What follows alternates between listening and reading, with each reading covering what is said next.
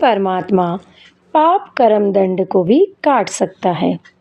अभी तक जिस भी संत व महापुरुष से मिले उन्होंने यही बताया कि पाप कर्म फल भोगने से ही समाप्त होगा।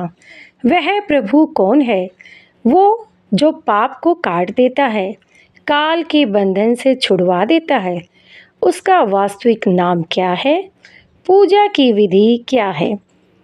ये सभी प्रश्नवाचक चिन्ह पूर्ण रूप से हटाने के लिए अवश्य सुने जगत गुरु तत्वदर्शी संत रामपाल जी महाराज के अमृत वचन, सभी पवित्र शास्त्रों के आधार पर। सत साहिब। सब गीता का मूल है रे झूम करा, ये भागवत रामायण वाच सुनो रे झूम करा।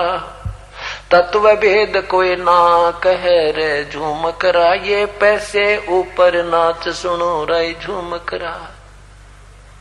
कहते हैं भाई मैं तुझे जो ज्ञान दूंगा इन सब गीता और भागवत सब का एक निचोड़ दे दूंगा, सार बता दूंगा तेरे से। ये जो गीता और भागवत पढ़े ना, इनको गीता का भी ज्ञान कोई ना, इनके पास तत्व भेद है ही नहीं। ये तो पैसे ऊपर डुगडुगी बना रखे इन्होंने, तो पैसे ऊपर नाच रहे हैं भाई। ये तो पैस माया के भूखे हैं और तत्व भेद कोई नहीं कह रहे झूमक रहा। तत्व भेद कोई ना कह रे झूम करा, पैसे ऊपर नाच सुनो रे झूम करा। नादी वादी लंपटी रे झूम करा, ये कामी करो दी कूर सुनो रे झूम करा। लालच नीच नकीब है रे झूम करा, जिनसे साईं दूर सुनो रे झूम करा।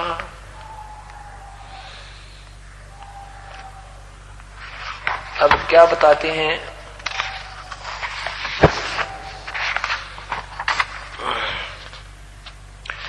पूरब देश हमार है रे झूमकरा, कोई न जाने वेद सुनो रे झूमकरा। अनहद जंग बजावहीं रे झूमकरा, वो है जिंदा जगदीश सुनो रे झूमकरा। सिर मेरे सिर पर साहेब सत्य है रे झूमकरा, वो यहाँ आया विश्वे बीस सुनो रे झूमकरा। कि मुझे वो मिला परमात्मा साकार रूप में, और वो परमात्मा पूर्ण ब्रह्म है, सारी सृष्टि का रचनहार है।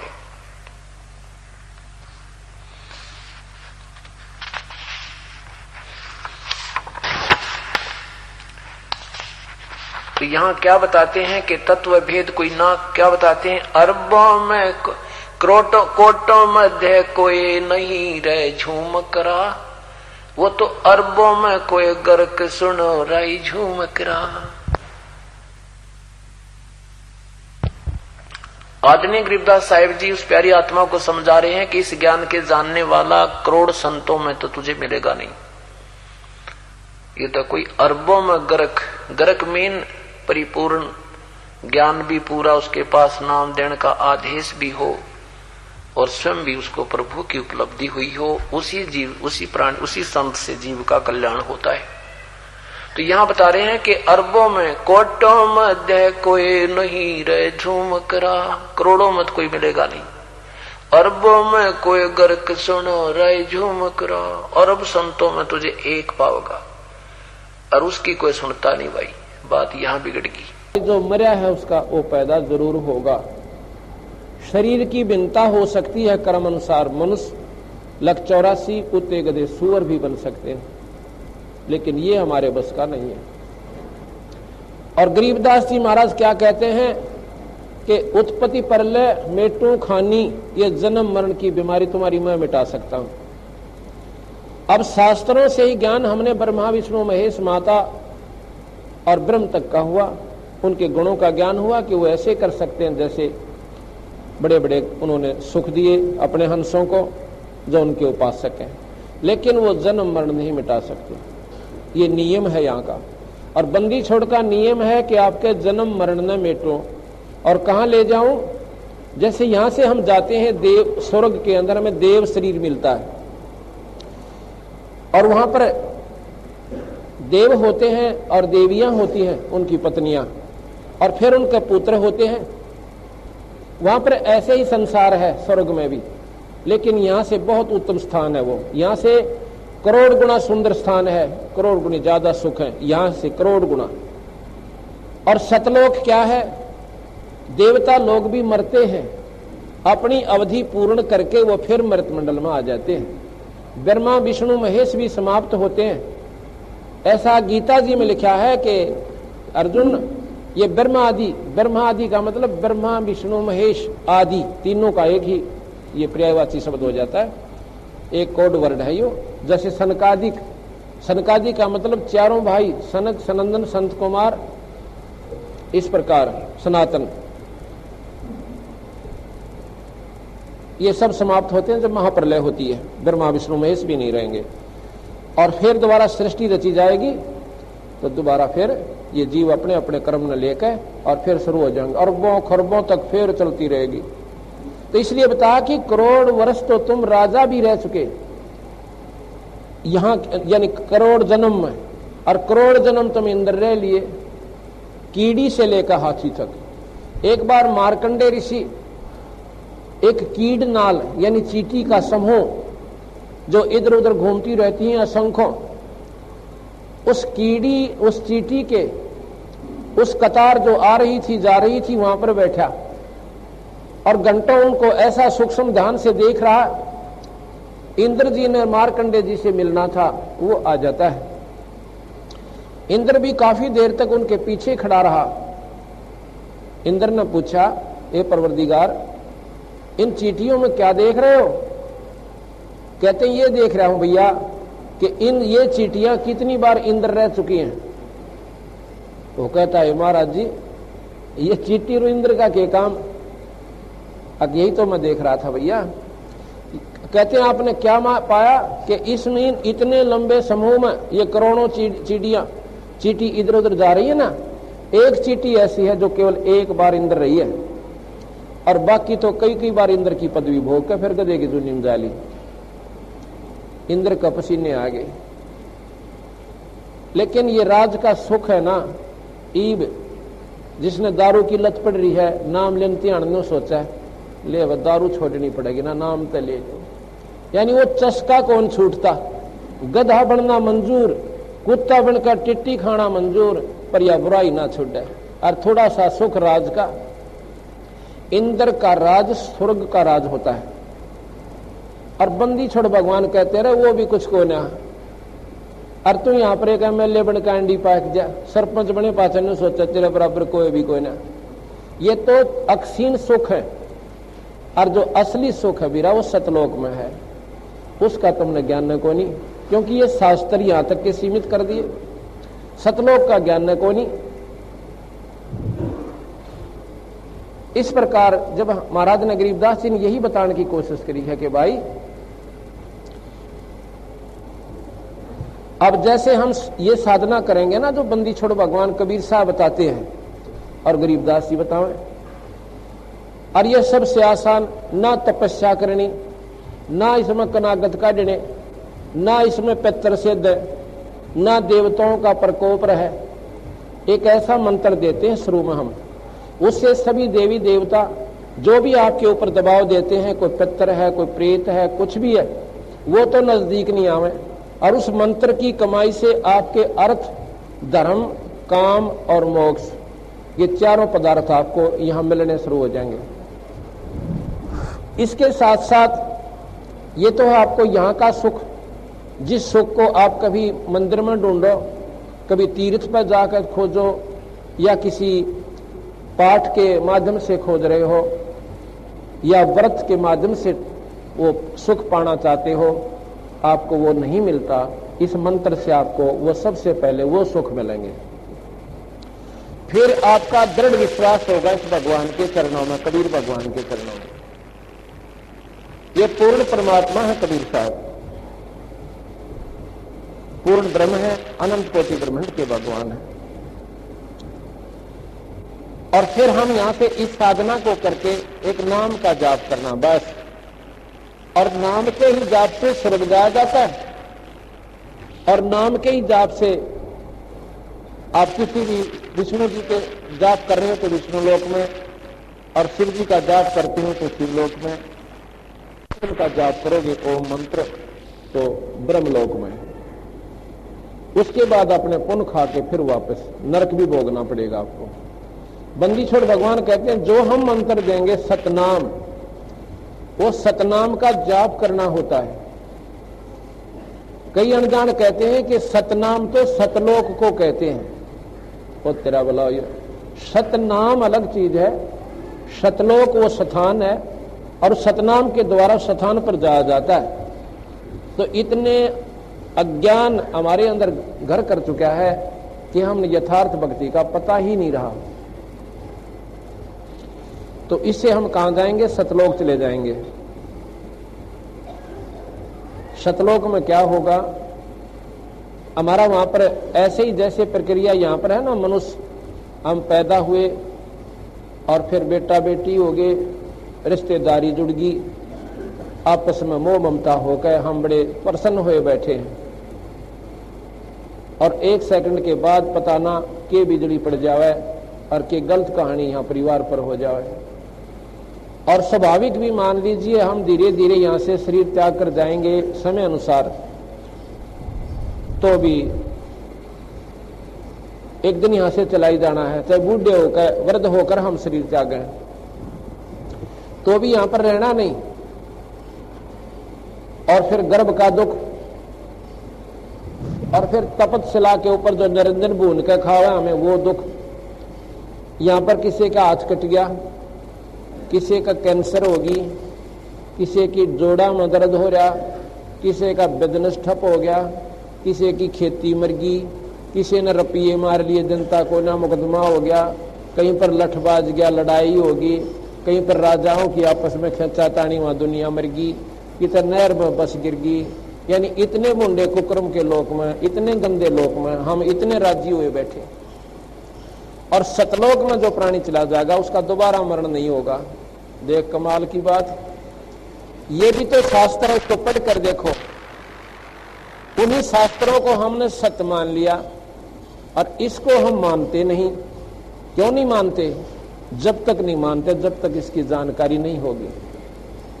तो हम वहां सतलोक में जाएंगे, वो लोक कभी नष्ट नहीं होता, उसमें गया हुआ प्राणी मरता नहीं दोबारा, और वो ऐसा शरीर मिलता है ना उसमें कष्ट होता है, ना वहां पर कोई दुख होता है, ना उसमें रोग लगे, और ना ही कोई मरे प्राणी और परिवार नो के नो। जो एक बार यहाँ की कमाई करके और सतलोक जोगी अधिकारी जो प्राणी हो जाता सतनाम का जाप करके। सतनाम सतनाम ये जाप नहीं है कदे घर न जाकर तुम आपको करने लग जाओ सतनाम सतनाम सतलोक चले जाएंगे, नहीं। वो सतनाम एक सच्चा नाम है। उस सच्चे नाम, वो नाम और है, वो केवल गुरु देता है। जिस गुरु को सतनाम का ज्ञान है उसने उपलब्धि कर रखी है उस सतनाम का, और उस कनेक्शन जोड़ लिया उस ईश्वर ने, वो फिर अपने कनेक्शन से आपको कनेक्शन देगा, और तब आपकी कमाई शुरू होगी उस नाम के जाप से। इसके बाद आपको फिर सार नाम दिया जाएगा, और सार नाम के बाद जब आप निर्गुण उपासना के अधिकारी हो जाओगे वो मार्ग बताया जाएगा, तो आप सतलोक चले जाओगे। दूसरा, सतनाम जाप करने वाले सार नाम प्राप्त प्राणी का दोबारा जन्म 184 का नहीं होगा। जिसको सतनाम सार नाम प्राप्त हो गया वो 84 में नहीं जाएगा, मनुष्य शरीर प्राप्त होगा। चाहे उसके करोड़ जन्म होना जब तक सतलोक नहीं जाएगा, चाहे उसके लाख जन्म हो और चाहे 4 जन्म हो, जब तक वो सार शब्द प्राप्त करने के योग्य नहीं होगा तब तक उसके जन्म मनुष्य के होंगे, और फिर वो 84 में नहीं जाएगा, फिर सतलोक जाएगा। इतना इस सार सतनाम और सारनाम प्राप्त प्राणी को ये एक अनमोल अवसर, अनमोल लाभ उसको प्राप्त होगा। अब यहां पर आप देख रहे हो, एक बहन मिली मेरे को गांव में, वो 60 के करीब आयु हो रही है उसकी। अब ऐसे ही मैंने बताया कि भाई यहाँ पर तो घने दुखी हो रहे हैं हम, यहाँ पर जीवन जावन कुछ नहीं है इस प्राणी का। अपनी बुद्धि से देखा देखी, जिसके 4 लड़के थे, एक मर गया, वो नो सब्र कर ले है कि ऐसे फलाने व्यक्ति का एक का लड़का था, वो मर गया, वो भी तो दिन काटने से हम भी काट लेंगे। जिसका एक ही पुत्र था, पहले पति मर गया, फिर पुत्र की आस बनी, ये भगवान यो ठीक ठाक रहे, और वो भी फिर मर गया, वो बच्चा भी उसके सामने मर जाता है, उस औरत के सामने। अब विचार करो, जिसकी 50-60 साल की आयु होगी, पति मर चुका है, और जिस पुत्र के ऊपर उसने सारा जीवन न्यौछावर कर रखा था, और वो पुत्र भी मर चुका है। अब वो बेचारी अपने जीवन में किस प्रकार काटेगी? अपनी छाती पर हाथ धर कर देखो आप। अगर उस माई की स्थिति में आप हो तो इस संसार को आप क्या कहोगे? इसको धोखा, पर यो धोखा किया किसने? पहले तो आस लगाई कि तेरे बेटे हो जा, ये पुत्र तुम्हारा है, ये परिवार तुम्हारा है, ये रिश्तेदारी तुम्हारी है। फिर कहा ये जायदाद तेरी है, और अब तुम मौज मार, और मौज का यहां पर सांस भी को ना। तो इतने गंदे कष्ट में हमारे को किसने डाल रखा है? जब हमारे शरीर का भरोसा नहीं, शाम से पहले इस सांस का भरोसा नहीं कि बाहर गया कि अंदर आवे कि ना आवे।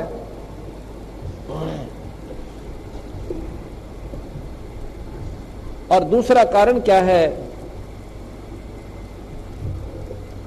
कि जैसे अभी मैं आपको बता रहा था, वो माई फिर के बोली, जो बोली महाराज जी कहो तो ठीक सो। मैं भी कहूं कि ये तो बंदी छोड़ भगवान कबीर साहब ने कहा है, उसका डंडोरा पीटूं। मुझे वो सत लगा और उसमें सच्चाई परिपूर्ण पाई, उसी को आगे मैं बताऊं हूं, मैं अपनी तरफ से कुछ नहीं कहता। तो वो कहने लगी जी क्या हुआ कि मैंने अपने लड़के को, जो 4th-5वीं क्लास में पढ़ता था, सुबह नवा धोवा के तैयार किया, और रोजाना स्कूल में जाते थे साइकिल लेकर, 6ठी क्लास 5वीं क्लास में पढ़ता था। दो साथी जा रहे थे कि रास्ते में एक ट्रक से, इतनी देर में मैं रोटी खाने लगी थी, बच्चे स्कूल में भेज दिए, मैं अपना खाना बनू कर, कपड़े धोकर, रोटियां खान की खातिर बैठी थी, और एक गिलास तोड़कर मुंह का नहीं कराया था, इतने में उसका साथी आकर कैसे ताई ताई, कहा भाई क्या बात से? नौकन देव छोरा रो पड़ा। अरे क्यों बात तो बता। वो टूकता गया, छूटा हाथ में नहीं रहा मेरे। कैसे ऐसे हम दोनों जावे थे, और एक ट्रक वाले ने ऊपर ट्रक चढ़ा दिया, मेरा भी साइकिल टूट गया, और भाई का ऊपर का उतर गया। अब नो ने कहा कि वो मर लिया, पर वह बेचारी नो कहती मेरी चुंदड़ी कीता है और जूती कीता है, और वहां से 1 किलोमीटर की दूरी पर वो स्थान था। जिसने पता लग गया वो भी गेल बाज लिए। क्या हो गया? उस लड़के ने उनको बता दिया कि भाई के ऊपर का ट्रक उतर गया। वहां जाकर देखे उसमें कुछ भी कोई ना, टक्कर मारी, जाकर धरती में बेहोश होगी, और कई महीना तो मैंने सोधी नहीं रही, ने पागल होगी, रो रो आंख सुझा ली। पहले उस बच्चे का ऊपर पूरा जीवन आश्रित था, अरे उसमें अब मैं क्यों कर जीवन काटूं? तो कहती है जी अब के बसाई, रो पीट के भी छिक ली, कुछ पार बसाई को ना। तो बंदी छोड़ भगवान कहते हैं यहां पर तुम्हारे साथ ये सलूक असंख्यों बार हर प्राणी गेल हो लिया। ये इसी कारण हमारा दिल धड़क धड़क करता है, कोई माड़ी सी भी गलत बात कहीं सुन लेते हैं। तो ये किसने किया? ये ज्योत निरंजन भगवान ने कर रखा हमारे साथ, अपने स्वार्थ के ताई। एक उसने गलती करी थी, और उस गलती का दंड गेला हमने भोगना पड़ रहा। उसने क्या गलती करी थी, और क्यों हम यहां पर लाकर इस गंदे 5 तत्व के गंदे पुतले में फिट कर दिया, इसकी एक अजब कहानी है, वो आप अभी शुरू कर रहा हूं। गरीबदास जी महाराज कबीर साहब ने आकर एक यही निर्मल ज्ञान दिया है, न्यारा ज्ञान दिया है। ज्ञान तो वो भी ठीक है, गीता जी में वेदों में, शास्त्रों में, पुराणों में, भागवत में, लेकिन वो ज्योत निरंजन से बाहर का ज्ञान नहीं है। ज्योत स्वरूपी भगवान तक ही ज्ञान है। इससे ऊपर महाराज ने ये भी ज्ञान दिया और इससे ऊपर का भी दिया। इस प्रकार हम जब ये बात सुनते हैं, मैंने तो यह कथा जब सुनी ना, क्योंकि शास्त्र भी पढ़ रखे थे और गीता जी भी खूब पढ़ा करता मैं, और बचपन से ही मैं हनुमान चालीसा करने लग गया था। चौथी कक्षा से ओम नाम का जाप करता था, 7 बार हनुमान चालीसा किया करता था, और 12 वर्ष लगातार मैं सालासर गया एक मंदिर में हनुमान जी की उपासना के ताई, जो वहां का उत्तम मंदिर था। अनुमंगलवार का व्रत मैंने कभी नहीं छोड़ा जब तक ज्ञान नहीं था, और फिर नाम लिया, सतगुरु का ज्ञान हुआ, जब अंधेरा हटा कि ये व्रत और ये हनुमान की पूजा हमें कोई लाभ नहीं देती। अब ये बातें जब शुरू में मैंने सुनी थी तो मेरा भी दिल एकदम ऐसा धड़का कि जो ये व्यक्ति बता रहा है ये मैंने पागल नजर आवा है, ये तो मूर्ख है, इसने काहे का भी ज्ञान नहीं। ये तो हनुमान जी की उपासना को भी ये नकारा कर रहा है। ये तो वो कहते हैं नास्तिक है। मेरे मन में अपने आप कल्पना उठे, पर मन में ये जिज्ञासुता कि आगे सुने ये क्या बताना चाहवस है। फिर उसने बताया कि आप कबीर सागर पढ़ के देखो। अब इन शास्त्रों का ज्ञान मुझे था ही, क्योंकि आस्था भगवान में थी बचपन से ही। जब कबीर सागर पढ़ा ना, और फिर गरीबदास जी का ग्रंथ साहिब पढ़ा, फिर तो भाई अपने आप चांदना हो गया। कैसे हो गया? कहते हैं एक 2 भाई थे सेठ, और छोटा भाई मर जाता है उस सेठ का, उसका 2 बच्चे थे। क्या हुआ, उस सेठ की जब 13वीं होली, महीना हो लिया, तो उसकी मां कहने लगी उन बच्चों की कि भाई तुम अपने ताऊ जी के पास जाओ, और मेरे पास ये कुछ लाल रखे हैं 2-4, इनको ले जा बेटा। और ताऊ जी ने कह दे तेरे ने कि हमारा बिजनेस में हिस्सा कर ले, व्यापार में पैसे तो है नहीं भाई, ये लाल मेरे पास है, इनको दे दे। दोनों भाई उस मां के द्वारा दिए गए लाल की वह पोटली सी लेकर और ताऊ जी के पास गए।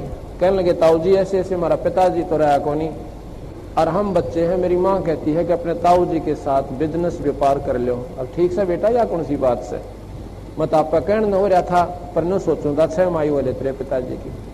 अगदी वो तो ठीक से, पर वो ली जाली मेरी माँ ने कैसा है भाई, रोटी करे बिना तो काम ना चले, करे बिना काम चले को ना, बिजनेस तो धंधा करना ही पड़ेगा। और फिर न्यू कहती है कि मर्द और पैसे को ना, ये लाल से मेरे पिताजी के समय के दरे हुए मेरी माँ के पास थे, ये आप ले लो और हमारा व्यापार में हिस्सा कर लो। उसने देखा वो उल्टे डाल दिए, अगले बेटा इन्हें ले जाओ, ये तो कीमती चीज होती है ना, है इसको फिर अपना धन सही तो घर रखा जो भी एक बात से। और मेरा विदेश में जहां हम जाते हैं ना दूसरे राज्य में, वहां पर उधार चला है, कितना पैसा माल ले आवांगे, कोई दिक्कत को ना, आप चलो मेरे साथ। उनको साथ ले गए दूसरे राज्य में, काफी दूर जाके वहां पर उन बच्चों को व्यापार का लेन देन सिखाया। जा बेटा वहां से इतने पैसे का ये भुगतान करके आओ, वहां से इतने चने खरीदो और वहां से उसको इतने पैसे दो, उसको आधे देना, उसको सारे दे देना, वो आधे में मान जाएगा। ऐसे ऐसे फिर क्या किया कि ये ले, एक लाल ले जा बेटा, उस सेठ से जो हमने लिया है ना 50,000 का सामान, उसको ये लाल दिया, ये हमारा गिरवी रख लेगा और आके अपना छुटवा लेंगे। अच्छा पिताऊ जी। दोनों भाई उस लाल को लेकर सेठ के पास गए जिसके 50,000 की उधार कर रखी थी। कहने लगे लाला जी ये लाल रख लो, मेरे ताऊ जी ने भेजा है, और कहता है कि जब पैसे हो जाएंगे ना लाल छुटवा लेंगे और आपके पैसे दे जाएंगे। कोई बात ना, लाओ भाई। उसने देख के उस लाल को उस सेठ ने ऐसे भगा दिया ठाके कि ठगी भी करने लग गए कि तुम ही बे झूठ भी बोलो, ये लाल नहीं है, ये तो लालड़ी है, ये तो 2000 की भी कोई ना है, और 9 लाख के लाल ने न्यू कहें लाल करड़ा छोम आ गया उनके ऊपर, दोनों बच्चों के ऊपर बहुत लाल हो गया। चोर कहीं के ना पैसे हूं कह दो हम देने कोई ना ठा ले जाए ना, यानी उन बच्चा के इतना भय हो गया क्यों तो भाई या कई तकई के ऊपर इसने। और ताऊ जी गलती ना करें, आके बोले ताऊ जी वो सेठ तो घना नाराज हो गया, क्यों भाई? अक मारे लाल ने बोला लालड़ी से उन बेरा था, ताऊ जी को तो ज्ञान नहीं था। देख के ने बोला बेटा सच, ओहो रे तेरे की ये तो धोखा हो गया बेटा, वो लाल तो दूसरे थैले में रखा था, ये तो लालड़ी है भाई, वो झूठ ना बोलता सेठ। ये ले जा, ये दे क्या उसको सेठ को और कह देना मेरे ताऊ जी का धोखा लग गया था। वो जाके न बोले सेठ जी मेरे ताऊ जी का धोखा लग गया, दूसरी जगह दे रहे थे और गलती से उन्होंने लालड़ी दे दी थी, ये लाल से आखा देखा ना, देख अब तेरे माथे में की फूट रही थी, ये देखो ये हो से लाल। उन बच्चों को ऐसी परख होगी उस लाल और लालड़ी की, अक्सर से ये तो 2000 की कीमत का, ये 9 लाख की कीमत का। तो आगे जी आका बच्चा ने सोची अपनी माँ पे वो लाल ले आवा, सब पिताजी पे गणाए कर्जा हो गया ताऊ जी पे। और वापस आए ना, जो घर में गए भागे, माँ कहा भाई आगे बेटा, आगे आ जाओ रोटी खाओ, पाछे खावांगे रोटी, पहले वो लाल दे। ताऊ जी ने दे कहा, उन बेचारे ने उसमें नींद भी ना आती होगी, इतना कर्जा हो गया। अगले बेटा ये दरे नो के नो रखे से थारी ये खातिर ले जाओ। जब वो लेके गए न लेके कहाँ गए, उन्हें सोची कि वाह ये बात बने जो वहां बनी थी, पहले देखते ले इनको लाल है कि लालड़ी। उन बच्चा ने जब देखा, ओहो वो बगा के मारे उन्हें देड़िया का नहीं, मातों भी कती बावड़ी रही, कती बोली से तन्ने तुझे नहीं मालूम किसी चीज का। बोला अरे क्या बात होगी, ये लाल को नहीं, ये तो लालड़ी है, 4,500 के भी कोना है, और किसने बका दी बावड़ी तो? जो बोली भाई मन तो बेरा ना, ये दरे थे तेरे पिताजी के समय के, मन सोचा लाल होंगे और तक में चीज ना दिखती। वो बच्चे आगे उनको लेकर नहीं गए उन लालों को, जाकर नो बोले ताऊ जी मेरी माँ है ना वाकत ये बोड़ी से, उन्हें नहीं बेरा जमाने का।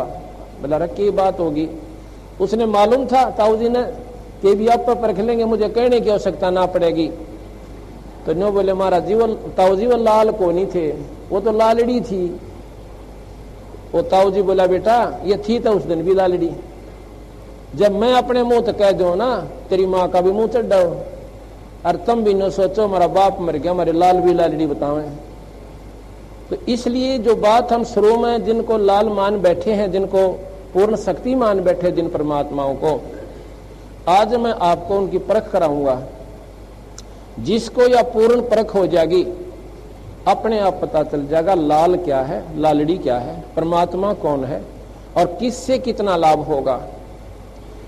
थोड़ा सा भूमिका आपको पहले बताता हूं कि जैसे हमने रोज सुनते हैं 3 लोक के परमात्मा, त्रिलोकी के नाथ, चतुर्भुजी भगवान ब्रह्मा विष्णु शिव, ये बात आपने याद रखनी पड़ेगी इस पूरे समागम को पूर्ण रूप से लाभ लेने के लिए।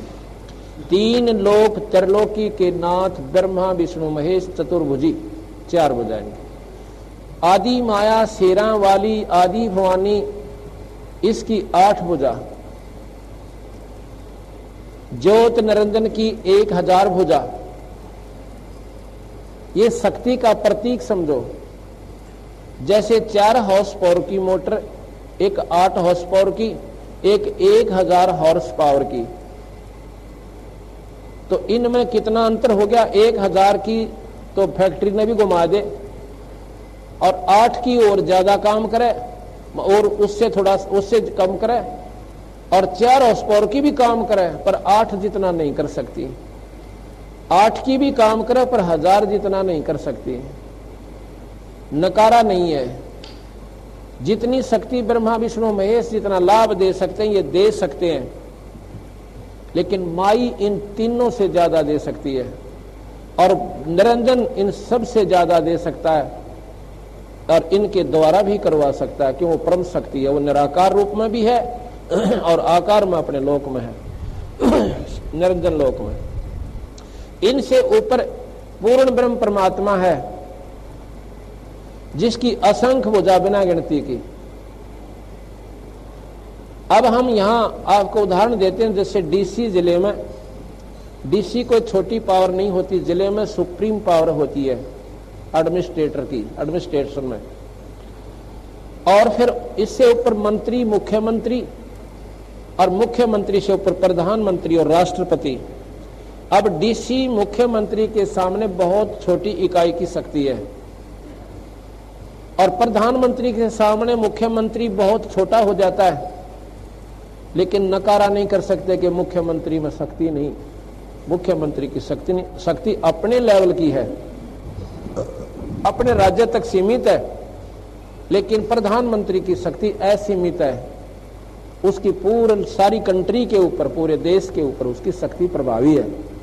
इसलिए प्रधानमंत्री राष्ट्रपति से संपर्क जो करेगा उसको पटवारी से लेकर और मुख्यमंत्री तक का राज्य में लाभ प्रधानमंत्री से आप ले सकते हो। इसलिए कहते हैं एक साधे सब सदै, सब साधे सब जा, परमाणु सिंच मूल को फल फुलाएगा। अब वहां से मिले क्यों कर प्रधानमंत्री से, अब मिलाने वाला मिले। अब प्रधानमंत्री से लाभ कब मिला है, जब हमें उसे कोई मिलाने वाला मिले। प्रधानमंत्री से भौतिकवाद में मिलाने वाले को सिफारशी कहते हैं। प्रधानमंत्री का खास आदमी, उसको सिफारशी की संज्ञा दी जाती है। और आध्यात्मिकवाद में उसे पूर्ण परमात्मा सत्पुरुष से मिलाने वाले को गुरु कहते हैं, सतगुरु। गुरु और सत्य गुरु, उस पूर्ण परमात्मा से मिलाने वाले को गुरु सतगुरु दोनों संज्ञा से जाना जाता है। तो इसलिए वो पूरा गुरु मिले। पूरा गुरु कौन, जैसे पूरा सिफारशी प्रधानमंत्री का सिफारशी पूरा सिफारशी है, उससे मेल हो पाछे मुख्यमंत्री भी उस काम ने कतई नहीं नाट सकता जिस काम ने प्रधानमंत्री चाहेगा जलते हैं।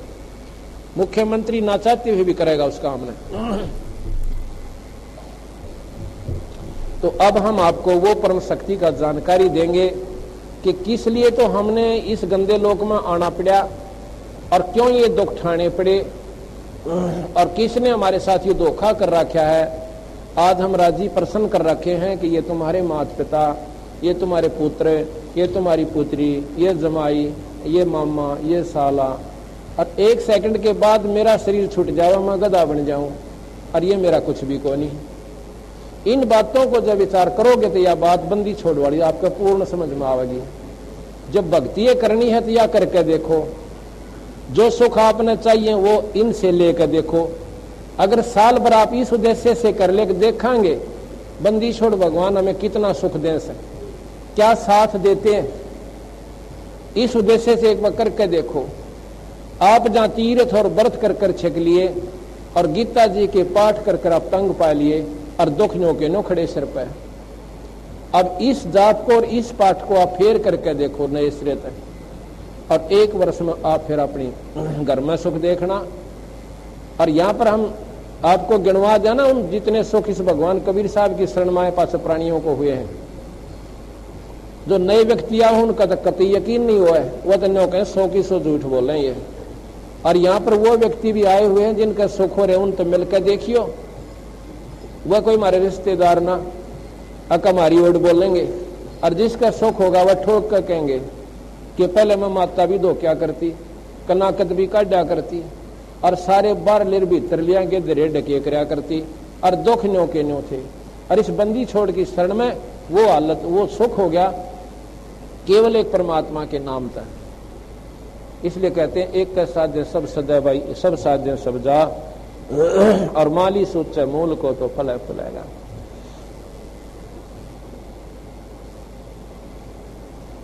एक धर्मदास नाम का बांधवगढ़ का रहने वाला बहुत ही धनवान सेठ आदमी था। बांधवगढ़ मध्य प्रदेश के अंदर है, उमरिया जिले में। अब हम होका इस उस बांधवगढ़ के अंदर है। इसी महीने की हम 30 तारीख को वहां पर पहुंच गए थे पिछले महीने। तो वहां का वो रहने वाला सेठ, पर परमात्मा में श्रद्धा उसकी विशेष थी, जरूरत से ज्यादा। भगवान शिव, विष्णु और सभी माता गीता जी का पाठक, इतनी तगड़ी लगन थी कि उसने तन मन धन उसके ऊपर वार रखा था। बांधवगढ़ से चल के वो मथुरा में पहुंचा। मेरे ख्याल में मथुरा से बांधवगढ़ 700 किलोमीटर 800 किलोमीटर पड़ती है ज्यादा वैसे को। और उस समय जंगलों में का आना, और वहां देखे मध्य प्रदेश में नो एक बार नीचे खड़े और नो चढ़ गए, फिर नू निकल गए, फिर नू निकल गए, जंगला के माँ का। अब स्थिति तो अब है जबकि वहां पर सड़कें बन गई, पुल बन गए उन नालों पे, और पहले तो उनका वहां का आना पड़ा करता था। कति उनको दुख पाता हुआ वो प्राणी परमात्मा की चाह में, भगवान कृष्ण की उमंग में और मथुरापुरी में आ गया था।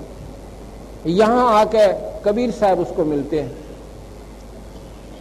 उनको समझाया, भाई ये साधना धर्मदास ने करोड़ों जन्म कर ली, पर बिराया बिरान माटी या दुर्गति तुम्हारी मिटी नहीं।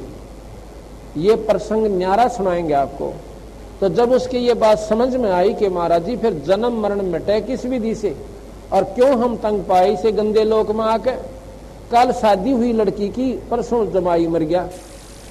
एक दिन पहला तो खुशी का ठिकाना नहीं सोची थी माता पिता ने कि बच्ची पराई होगी, बोझ उतर गया। और की भी रहा था परसों इससे 12 वजन बनेगा। इसे गंदे लोक में मारे के लिए सलूक रखा, किसी की आंख फूट गई, किसी की दोनों टांग कटी पड़ी, और कोई कैंसर तो भुगत रहा, कोई कुत्ता बनकर, और के खा रहा कभी सूअर बनकर, वो क्या भोग रहा है। इतना गंदी हालत हमारी किसने करी दाता? क्या हमने कभी विष्णु जी की साधना नहीं करी जिन्होंने छुटकारा नहीं दिवाया? कबीर साहब कहने लगे, बेटा ये छुटकारा नहीं दिवा सकते, ये बेचारे स्वयं उस निरंजन के अधीन हैं, ये उनके सेवक हैं, ये कानून से बाहर नहीं जा सकते। जो तेरे भाग में वो भोगना पड़ेगा, इसने ये मिटा नहीं सकते। स्वयं भगवान रामचंद्र जी ने, नारद जी द्वारा श्राप दिया गया था विष्णु जी को कि जिस प्रकार आज तूने मेरे साथ धोखा करके और बंदर का मुंह ला दिया, एक औरत जिससे मैं शादी करना चाहता था और उससे तूने स्वयं शादी कर ली, अब तू भी एक दिन इस औरत की खातिर दर दर भटकेगा, तेरे साथ नहीं रहेगी, इसका आनंद नहीं ले सकता। जैसे भाई पति पत्नी का भाई उम्र तय साथ होता है, ऐसा तेरे को नहीं रहेगा। उस श्राप का दंड विष्णु जी ने स्वयं भोगने के लिए राम अवतार बनकर दशरथ के घर जन्म लेना पड़ा, और सीता और राम इकट्ठे नहीं गए। जब स्वयं 3 लोक के परमात्मा ने इस दंड का भोग भोगना पड़ा, कर्म दंड से नहीं बचे, तो भाई यहाँ पर और कौन बचेगा धर्मदास? इसलिए तुम गधे भी बनोगे, कुत्ते भी बनोगे, सुअर भी बनोगे, भाई 84 भोगनी पड़ेगी। ये इस 3 लोक का उत्तम नियम है। इस प्रकार तो महाराज जी पूर्ण सुख कहां भाई सतलोक में होगा धर्मदास। वो सतलोक क्या है महाराज जी, हम क्यों आए यहाँ पे? बताया कि ज्योत निरंजन भगवान ने 1 लाख प्राणी रोज खाने हैं। कैसे खाता है? ये सूक्ष्म, ये शरीर यहाँ रह जाता है, और इसके अंदर एक सूक्ष्म शरीर है जिसमें ये प्राणी रहता है। सूक्ष्म कारण, कवल्य, महास कारण, ये कई आवरण हमारे उस आत्मा के ऊपर इसने ढक के अपनी सोच बूझते हैं जीव बना दिया। अब जैसे ये कितना सुंदर शरीर किस चीज से बना दिया, ये सब नबेरा। ये पानी से बनाया ये शरीर, और कितना सुंदर बना दिया जादूगर ने। इसी प्रकार उस ज्योत निरंजन मन माणिक लहर समुंदरे, मुरजीवा नग सीपन सायर, निर्मल आनंद कंदरे, वो निर्मल आनंद कंदरे। मन माणिक लहर समुंदरे, मुरजीवा नग सीपन सायर, वो निर्मल आनंद कंदरे, निर्मल आनंद कंदरे। मोती ही मुक्ता दर्शत नाही, यो जग है सब अंदरे, दिक्कत के तो नैन चश्म इनके फेरा मोतिया बिंदरे, फेरा मोतिया बिंदरे। नर नारायण देहे पाकर जय कट्या न जमका फंदरे।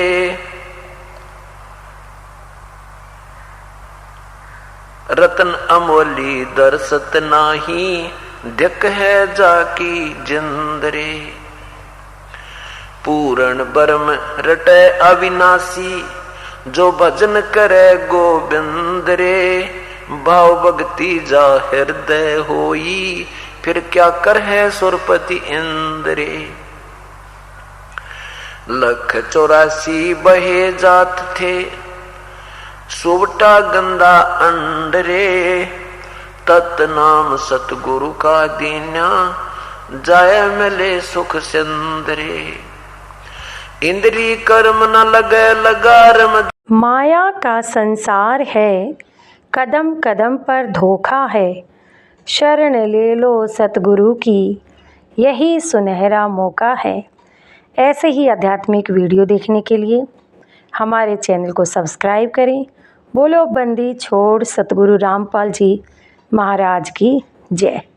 सत साहिब।